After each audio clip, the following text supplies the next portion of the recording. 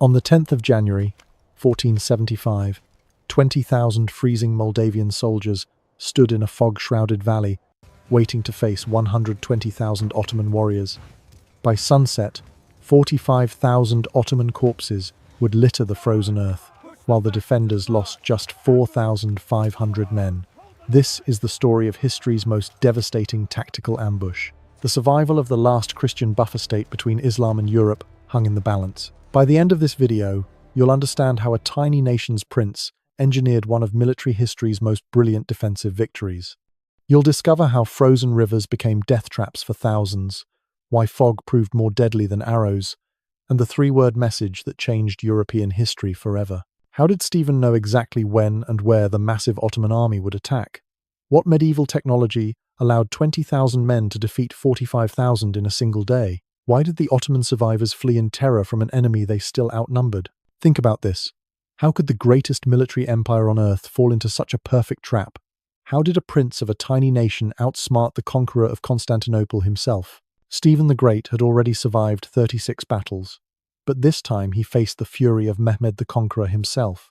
The man who had taken Constantinople, ended the Byzantine Empire, and struck fear into every European court, had set his sights on Moldova.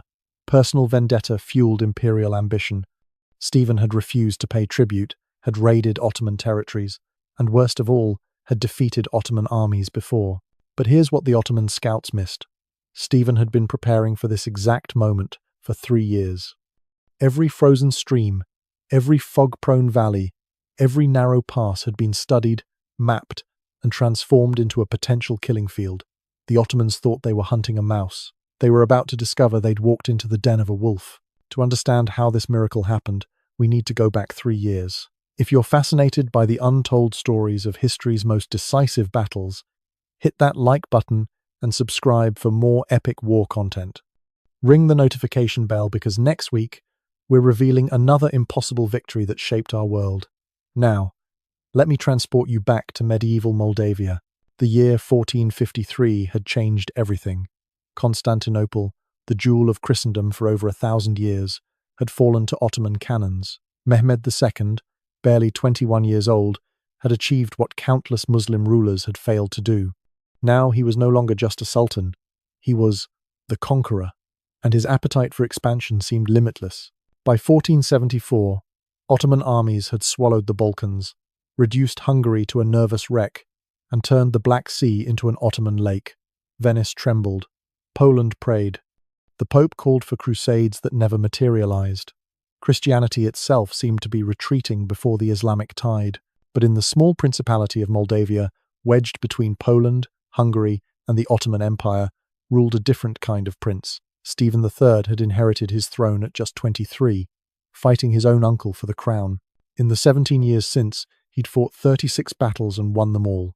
His people called him Stefan cel Mare, Stephen the Great. Foreign ambassadors described him differently, short in stature, but a giant indeed. Moldavia was the gateway to Europe. Control it, and Ottoman armies could pour into Poland and Hungary simultaneously. Lose it, and Christian Europe kept its critical buffer. The principality stretched from the Carpathian Mountains to the Black Sea, a land of deep forests, winding rivers, and fog-prone valleys, terrain that could become an ally to those who knew its secrets. The tribute system had worked for decades. Christian vassals paid gold to the Sultan. The Sultan left them semi-autonomous. It was extortion, but it bought peace. Stephen had paid at first 40,000 gold florins annually, enough to bankrupt most kingdoms. But then something changed. Stephen stopped paying. Worse, he started raiding Ottoman territories, freeing Christian slaves, burning Turkish settlements. Mehmed the Conqueror took notice. This was the man who'd conquered Constantinople, annexed Anatolia, and made emperors kneel. His military machine was the most advanced on earth. Elite Janissary infantry, Sipahi cavalry, massive bombardments, and most terrifyingly, seemingly limitless manpower. When Mehmed decided to destroy a nation, that nation ceased to exist. Stephen knew the storm was coming, but rather than flee or submit, he did something extraordinary. He prepared. For 3 years, every village trained with weapons. Every valley was mapped for ambush potential. Every river crossing was studied for defensive possibilities. Gunpowder was stockpiled, imported from Poland, despite the massive cost. Stephen even sent spies into Ottoman territory, learning their march routes, their supply systems, their commanders' personalities. The warrior monk prince, for Stephen heard mass twice daily even on campaign, understood something Mehmed's generals didn't. Numbers meant nothing if you couldn't bring them to bear. The Ottoman military doctrine relied on overwhelming force applied to crush enemy armies in open battle. But what if there was no open battle? What if the enemy refused to fight where Ottoman advantages mattered? By winter 1474, Mehmed had assembled 120,000 men under the command of Suleiman Pasha Hadambul. The force included 40,000 elite troops and was supported by Wallachian vassals eager to prove their loyalty. Against this, Stephen could muster perhaps 20,000 men, peasant levies, boyar cavalry, some Polish mercenaries, and his own household guard. 6-1. David versus Goliath. Except this David had spent 3 years turning his homeland into a weapon. But Stephen had something Mehmed's generals didn't expect, a homeland advantage that would turn into a death trap. The Ottoman army that crossed into Moldavia in December 1474 was a terrifying sight. At its core marched 12,000 janissaries, the elite slave soldiers who'd never lost a major battle. Taken as children, trained from childhood, devoted only to the Sultan, they were the finest infantry in the world. Their discipline was legendary. They could march in perfect formation through arrow storms without breaking ranks. Supporting them came 20,000 Sipahi cavalry, feudal horsemen whose fathers and grandfathers had conquered from Baghdad to Belgrade. Each Sipahi maintained his own equipment and competed for glory and plunder. Behind them streamed 60,000 Azab irregulars, volunteers seeking fortune and paradise through holy war. The supply train alone stretched for miles. Cannons, powder wagons, food supplies, camp followers. Commanding this host rode Suleiman Hadambul, a veteran of 20 campaigns. European chroniclers described him as proud as Lucifer and twice as cunning. He'd crushed Serbian armies, scattered Hungarian knights, and burned his way through Bulgaria. Moldavia would be just another province to add to the empire. Then Stephen did something no defender had done before. He ordered every village within 50 miles of the Ottoman advance to burn their own crops, poison their wells, and flee into the forests. When Ottoman scouts rode ahead, they found only empty settlements and scorched earth. No food, no fodder, no shelter from the brutal January cold. Stephen's own forces seemed pitiful by comparison. Perhaps 6,000 trained soldiers formed the core, his personal guard, and the private armies of the boyar nobility. Another 10,000 peasant levies had answered the call, armed with whatever they could find: axes, hunting bows, agricultural flails. 1,000 Polish mercenaries, hired at ruinous cost, provided professional cavalry. Maybe 3,000 frontier fighters, men who'd spent their lives raiding and being raided, rounded out the army. But the Ottomans had made their first fatal mistake. They assumed Stephen would defend his capital at Suceava or meet them in open battle where Ottoman numbers would tell. They didn't realize every Moldavian soldier knew the local terrain intimately. More importantly, they didn't know Stephen had spent 3 years preparing one specific valley for this exact moment. The Vaslui Valley ran north-south for 8 miles, narrowing at 3 critical points where ancient rivers had carved channels through the hills. In summer, it was perfect grazing land. In winter, it became a fog trap, cold air pooling in the lowlands while moisture from the unfrozen streams created near-permanent mist. Stephen had ordered his engineers to do something brilliant and terrible. They diverted streams to create hidden marshes, then let them freeze just enough to support a man, but not a horse. They dug ditches and covered them with snow. They'd built hidden artillery positions at both ends of the valley. The intelligence network Stephen had cultivated now paid dividends. Moldavian merchants in Ottoman camps reported troop movements. Christian slaves in the supply trains sent word of the army's route. Most crucially, Stephen learned that Ottoman discipline was slipping. 3 weeks of marching through frozen, empty land had demoralized the irregulars. The janissaries grumbled about fighting in winter. The Sipahi worried about their horses, already weakening from poor fodder. As January dawned, Stephen spread careful disinformation. Fake deserters reached Ottoman lines with news that the Moldavian army was in disarray, that Stephen was fleeing north, that panic gripped the defenders. Suleiman Hadambul, eager to end the campaign before the worst of winter, ordered forced marches toward where Stephen was supposedly retreating. The psychological warfare intensified. Ottoman sentries reported strange sounds in the night, war horns echoing from empty hills, the sound of marching feet that materialized into nothing. Soldiers began disappearing on patrol, found days later frozen in the forest. Fear began its insidious work. These Moldavians fought like demons, appeared and vanished like ghosts. Still, what could 20,000 do against 120,000? Pattern interrupt. What happened next defied all military logic. Instead of retreating, Stephen was channeling the entire Ottoman army exactly where he wanted them. The frozen rivers, the narrow valley, the morning fog, everything was falling into place. As January 10th dawned with an unusual fog, 120,000 men marched toward their doom. Dawn on January 10th broke strange and otherworldly. Fog rolled through the Vaslui Valley like a living thing, so thick that visibility dropped to 20 meters. Ottoman soldiers stumbled forward, guided only by the man ahead. The fog muffled sound, distorted distance, transformed the landscape into an alien maze. Veterans muttered about omens. This wasn't natural weather. This was sorcery.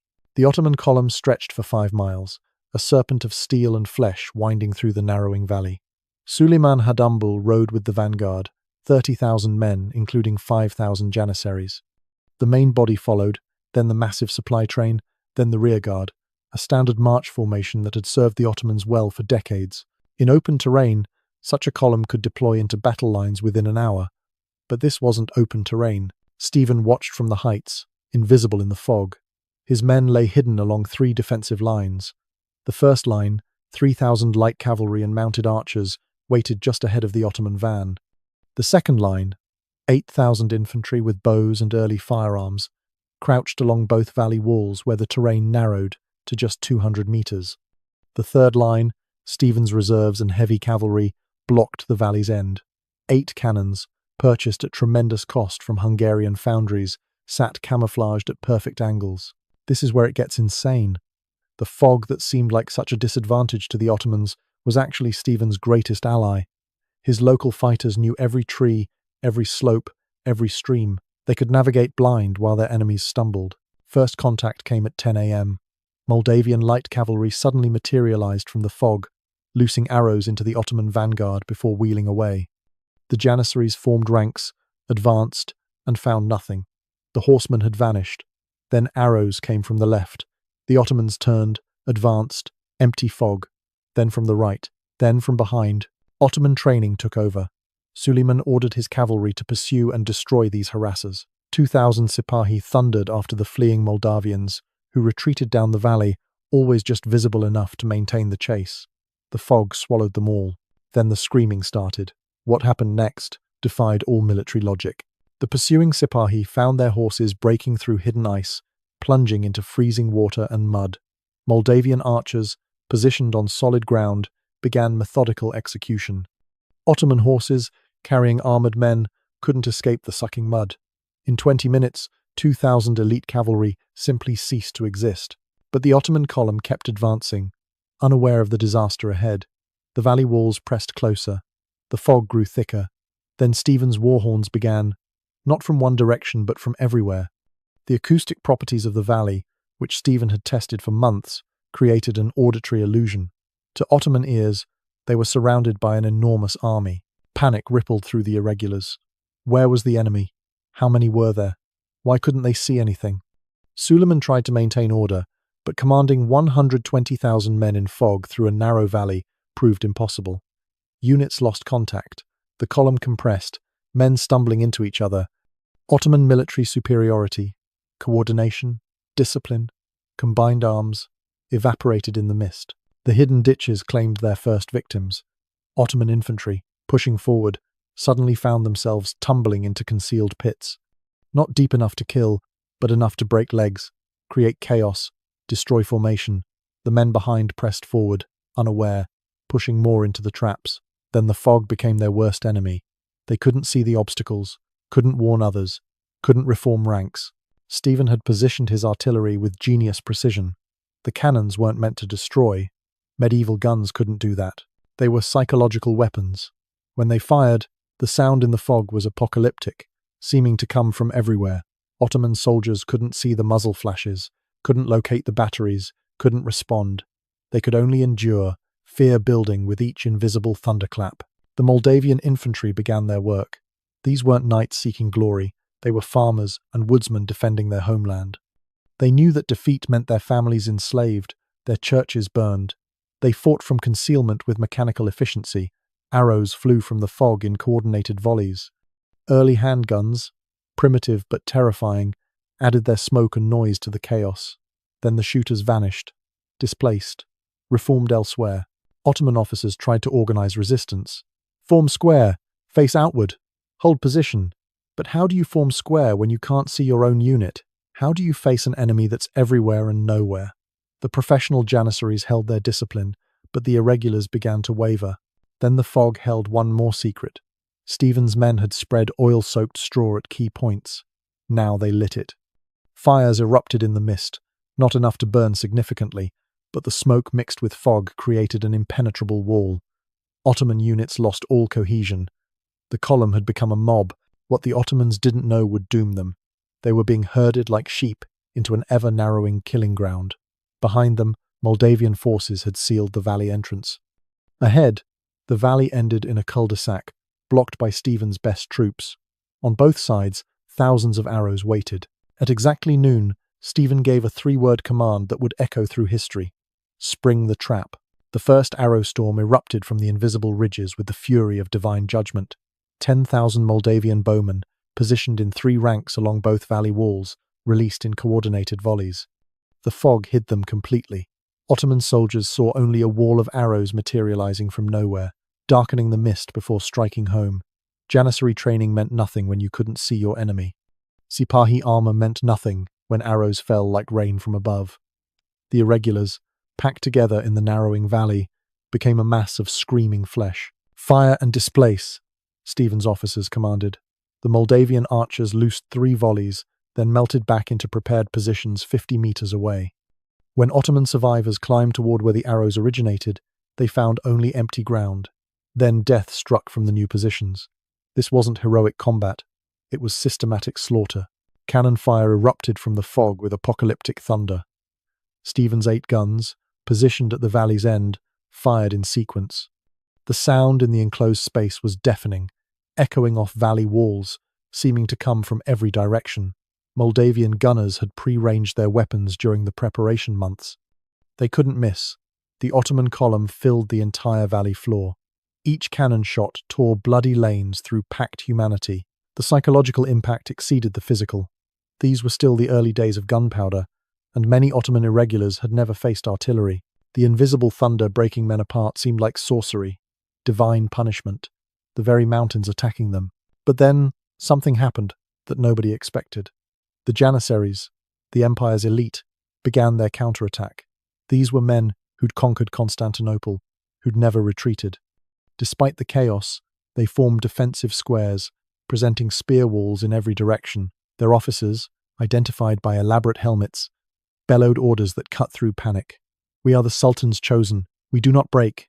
This is the moment when an empire learned fear. From 3 directions simultaneously, Moldavian cavalry charged from concealment. Not the light horsemen who'd baited the trap, but Stephen's heavy cavalry, boyars in full armor, Polish mercenaries seeking glory, and Stephen's own household guard. They struck the Ottoman flanks like hammers hitting glass. The boyar cavalry, 2,000 strong, smashed into the Ottoman left. These were men whose families had fought steppe nomads for centuries, who trained from childhood in mounted combat. They knew every meter of this valley, had practiced this exact charge dozens of times. The impact when armored horsemen hit disorganized infantry was catastrophic. Ottoman soldiers, already panicked by invisible arrows and cannon fire, couldn't form proper defensive lines. The boyars carved through them like scythes through wheat. From the right came the Polish mercenaries, 1,000 veteran lancers who'd fought from Prussia to the Black Sea. They struck the Ottoman column, where it bunched at a valley narrows. Lances shattered on impact, but the mercenaries drew swords and axes, pressing forward. The fog that hampered Ottoman coordination meant nothing to them. They simply had to ride forward and kill everything in their path. But the masterstroke came from the valley's mouth. Stephen himself led his 3,000 household troops in a frontal assault against the Ottoman vanguard. These were his best men, armored in the finest steel, mounted on war horses bred for this terrain. They struck just as the Ottomans tried to deploy from march column into battle line, the worst possible moment. Turkish military doctrine required space to maneuver, time to organize. Stephen gave them neither. Ottoman formation collapsed in the fog like a house of cards in a hurricane. Units couldn't support each other. They couldn't even find each other. The valley floor, churned to mud by 120,000 marching feet, became a killing field. Men slipped, fell, were trampled by their own panicking comrades. Horses screamed and thrashed, adding to the chaos. The narrow valley that was supposed to protect Ottoman flanks had become a death trap with no escape. In just 1 hour, 15,000 Ottomans lay dead, but the mathematics of death were about to manifest in their most terrible form. The killing field became a literal description. Bodies piled up at the valley's narrow points, creating human dams. Ottoman soldiers climbing over their own dead to escape only added to the barriers. The wounded, crushed under the weight of armoured corpses, added their screams to the hellish cacophony. Blood mixed with mud to create a crimson swamp that sucked at men's feet, slowing movement to a crawl. The Janissary last stand in the centre became an epic within the larger tragedy. 5,000 of the empire's finest formed a defensive square, spears out, maintaining discipline even as chaos consumed everything around them. Their commander, a veteran named Mehmed Aga, who'd fought in 30 battles, knew they were doomed, but refused to yield. "We die, standing," he told his men. "Let these dogs remember Ottoman courage." Stephen respected bravery, but this was war. He ordered his gunners to concentrate fire on the Janissary square. Cannonballs smashed into packed ranks. When gaps appeared, Moldavian arrows filled them. Still, the Janissaries held, even as their square shrank from 5,000 to 3,000 to 1,000. Individual acts of heroism, Janissaries throwing themselves on Moldavian lances to create openings for their brothers. Officers fighting on despite mortal wounds proved futile against Stephen's grinding tactical superiority. Then came the sound that meant death, ice cracking like thunder. The frozen river at the valley's end, weakened by Stephen's engineers, and now bearing the weight of thousands of fleeing Ottomans, began to give way. The ice breaking under fleeing troops turned tactical victory into apocalyptic slaughter. What followed defied every rule of medieval warfare. The Rakova River, normally a modest stream, had been dammed by Stephen's engineers upstream. When they broke the dams that morning, water had flowed under the ice, weakening it from below. The ice looked solid. It could support a walking man, even a trotting horse. But thousands of panicking soldiers? Impossible. The first cracks spidered across the ice as Ottoman irregulars fled the Valley massacre. Then sections collapsed entirely. Men in armour, carrying weapons, weighted with loot from previous campaigns, plunged into water just above freezing. The shock alone killed many instantly, hearts stopping from the cold. Others, stronger, tried to swim, but armour became anchors. The current, strengthened by the broken dams, swept men under the ice sheet. They could be seen through the translucent ice, clawing desperately at the frozen ceiling above them, lungs burning, until stillness took them. Here's where military genius meets perfect timing. Stephen had calculated everything: the dam break timing, the ice thickness, even the weight that would trigger collapse. Ottoman soldiers faced an impossible choice: stand and die to Moldavian arrows, or flee across ice that might kill them. Thousands chose the ice. Thousands chose wrong. The river became an aquatic graveyard. Bodies piled against remaining ice sheets, creating temporary dams that backed up water, which then burst through carrying more corpses. Moldavian archers, positioned on the riverbank, showed no mercy. Swimming men made easy targets. Those who reached the far bank, exhausted and freezing, found more Moldavians waiting. This wasn't warfare, it was mathematical murder. But wait, it gets even more insane. Some Ottoman units, mainly Sipahi cavalry, who'd avoided the initial ambush, tried to ford the river upstream. Stephen had anticipated this. Moldavian cavalry paralleled them on the far bank, arrows turning, crossing attempts into suicide. When groups did make it across, they found themselves isolated, wet, demoralized, and facing fresh Moldavian reserves. These weren't battles, they were executions. By 3 p.m., Ottoman cohesion had completely shattered. What had begun as an army of 120,000 was now scattered groups of terrified men seeking any escape. The fog, which had seemed to lift slightly at midday, returned with vengeance. Ottoman soldiers wandered lost, stumbling into Moldavian patrols, into frozen marshes, into each other. Groups of janissaries tried to maintain formation, but they were islands of discipline in an ocean of panic. But Stephen's trap had one more layer. The valley entrance, where the Ottomans had entered that morning, was now sealed by 5,000 fresh Moldavian troops. These reserves had spent the battle waiting, listening to the slaughter, building resolve. Now they faced exhausted, demoralized Ottomans trying to flee back the way they'd come. The resulting collision was less battle than butchery. Ottoman soldiers, many wounded, most in panic, crashed against formed Moldavian ranks like waves against cliffs. What happened in the next 60 seconds changed history. Suleiman Hadambul, the proud Ottoman commander, tried to rally his men for a final charge, to break out. He gathered perhaps 3,000 survivors, janissaries, loyal sipahi, personal guards. They formed up as best they could in the fog and mud, said their prayers, and charged the Moldavian line. Stephen himself led the countercharge. The two forces met with a crash that chroniclers claimed could be heard for miles. For a moment, Ottoman discipline and desperation seemed to prevail. They pushed the Moldavians back, opened a gap. Then Stephen's reserves struck both flanks simultaneously. The Ottoman formation, already fragile, shattered like glass. Suleiman Hadambul fell, pierced by multiple lances. His death ended the last coherent Ottoman resistance. Then 45,000 souls learned the price of underestimating a cornered wolf. As the sun broke through the fog at 3 p.m., it illuminated a scene from hell itself. The full scope of slaughter revealed itself as the fog lifted like a curtain on humanity's darkest theatre. The Vaslui Valley, 8 miles of pristine winter landscape that morning, had become a charnel house. Bodies carpeted the ground so thickly that earth couldn't be seen. The narrow defiles were literally choked with corpses piled 10 deep. Blood had mixed with mud to create a crimson swamp that would poison the ground for years. The counting began at sunset. Moldavian soldiers, many veterans of brutal frontier warfare, wept at what they tallied. 45,000 Ottoman dead. The number defied comprehension. More than twice. Moldavia's entire army lay scattered across the valley. Janissaries in their distinctive uniforms formed small mountains where they'd made their stands. Sipahi, cavalry, and their precious war horses created walls of flesh at the river crossings.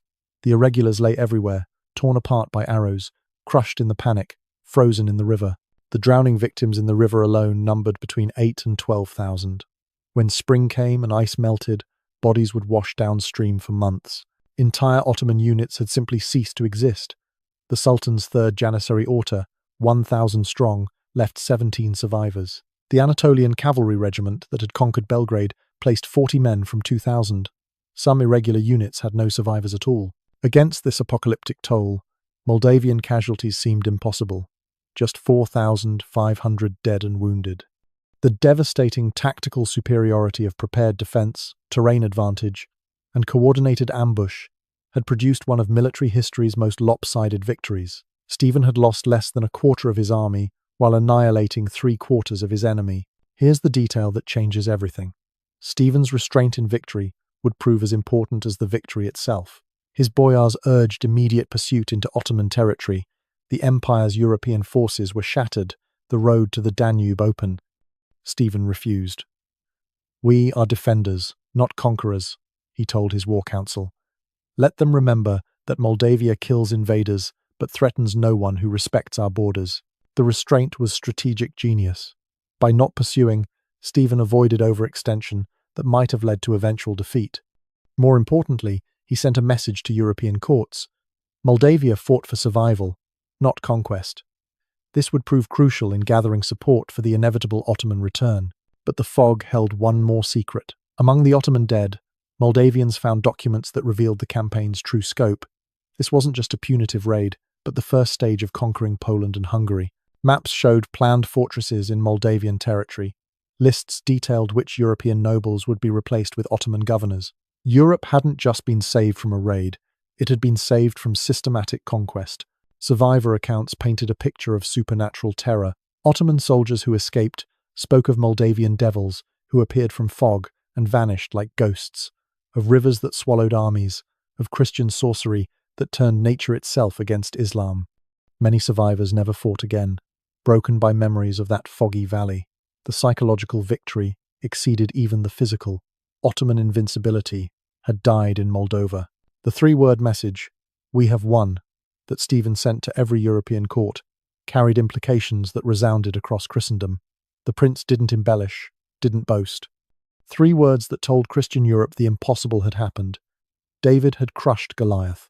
The message reached Rome in 6 weeks, carried by relays of riders who barely stopped to rest. Pope Sixtus IV reportedly fell to his knees when he heard, praising God for deliverance. European reaction ranged from shock to jubilation. Venice's Senate declared 3 days of celebration. Poland's king ordered church bells rung from Krakow to Gdansk. Even France's Louis XI, usually focused on his own affairs, sent congratulations. The name Stephen of Moldavia became a rallying cry. If 20,000 Moldavians could destroy 120,000 Ottomans, perhaps Christendom wasn't doomed after all. The Pope's official response exceeded all expectations. Sixtus IV declared Stephen Athleta Christi, champion of Christ, a title reserved for Christianity's greatest defenders. Papal bulls called on all Christian princes to support Moldavia. Indulgences were offered to those who aided Stephen's cause.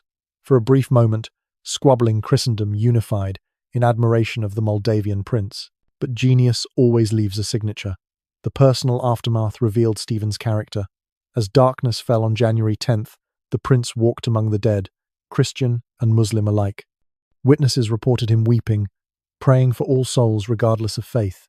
He ordered Ottoman corpses treated with respect, buried properly despite the monumental task. When criticized for showing mercy to dead enemies, Stephen replied, "They came as conquerors but died as men. God alone judges souls." The immediate consequences reshaped Balkan geopolitics. Ottoman expansion into Europe halted completely. Tribute demands ceased. Raids stopped. For the first time in decades, Ottoman forces pulled back from Christian frontiers. The empire that had seemed unstoppable discovered it could bleed, could fear, could fail. Every European prince who'd considered submission now reconsidered resistance.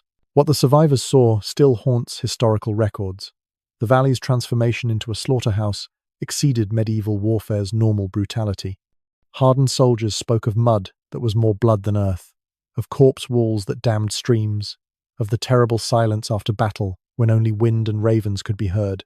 Some called it divine judgment. Others saw only human genius applied to war's grim arithmetic. But Stephen knew this was just the beginning. Mehmed would return with vengeance. The long-term impact of Vaslui echoed through centuries like ripples from a stone dropped in history's pond.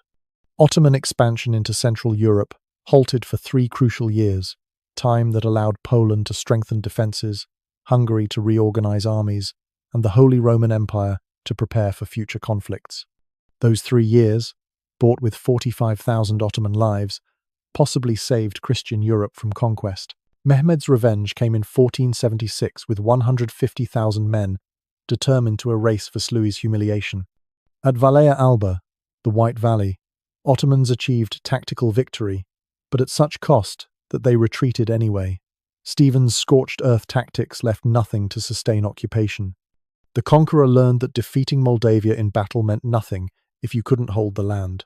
Mehmed died in 1481, having never conquered Stephen's realm. Stephen's 47-year reign stands as one of medieval Europe's greatest achievements. He fought 50 battles, losing only 2, always against overwhelming odds. Every victory bought time for a Christendom that rarely appreciated the sacrifice. When Stephen died in 1504, all Europe mourned. The man who'd saved civilization with tactical genius and 20,000 farmers was canonized by the Orthodox Church, Saint Stephen the Great, defender of faith through military brilliance. The military innovation legacy reads like a modern manual. Terrain exploitation, combined arms coordination, psychological warfare, strategic deception. Stephen pioneered or perfected them all. Military academies still study Vaslui as asymmetric warfare's masterclass. When outnumbered 6-1, don't fight fair, use every advantage, make geography your ally, turn weather into weapons, transform enemy strengths into weaknesses. Modern parallels abound wherever smaller forces face empires. Finnish ski troops bleeding Soviet armies recall Moldavian archers in fog. Vietnamese jungle fighters echo Stephen's terrain mastery. Afghan mountain warriors demonstrate that empires still struggle when defenders know every rock and valley. The lesson remains constant. Preparation and homeland knowledge can overcome seemingly impossible odds. The philosophical reflection cuts deeper than military tactics. Vaslui proves that human ingenuity trumps raw power when properly applied. Stephen didn't just defeat an army. He solved a mathematical equation written in blood and terrain. Where others saw impossible odds, he saw an engineering problem. Where others would have fled or surrendered, he spent 3 years transforming his homeland into a weapon. 20,000 men had proven that with genius tactics, even empires could bleed. The Ottoman Empire, at its zenith, the military machine that had conquered from the Danube to the Nile, discovered that power has limits when faced with prepared, motivated defenders fighting on chosen ground. Every future conqueror would remember, overwhelming force means nothing if you can't bring it to bear. In that foggy valley, the fate of 2 civilizations balanced on a knife's edge, and genius triumphed over numbers. The battle's ultimate meaning transcends Christian versus Muslim, Europe versus Asia. It stands as eternal proof that human brilliance, properly applied, can overcome any odds. That preparation beats power, that knowing your ground beats having more men. Stephen the Great gave history a lesson written in Ottoman blood. When defending your homeland, every disadvantage can become an advantage if you're smart enough to see it. In the end, 120,000 men learned what 20,000 already knew. In war, the ground beneath your feet matters more than the numbers in your ranks.